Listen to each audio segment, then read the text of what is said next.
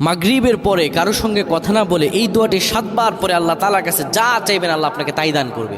অভাবে আছেন, ঋণগ্রস্ত আছেন, মাথায় টেনশন, ঋণের বোঝা, বাড়িতে থাকতে পারতেছেন না, আল্লাহ সব আপনার পেরেশানি দূর করে দেবে ইনশাআল্লাহ। যদি আপনি আমলটি করতে পারেন, আমল মানুষের জীবন বদলিয়ে দেয়, আমল মানুষের জীবনকে পরিবর্তন করে দেয়। আল্লাহ তাআলা আপনার সব দোয়া কবুল করে নেবেন ইনশাআল্লাহ। মাগরিব নামাজের পরে কিবলামুখী হয়ে থাকবেন, কারো সঙ্গে কথা বলবেন না, কারো সঙ্গে কথা না বলে কিবলামুখী হয়ে আপনি পড়বেন আল্লাহুম্মা আজিরনা মিনান নার, আল্লাহুম্মা আজিরনা মিনান নার, আল্লাহুম্মা আজিরনা মিনান নার।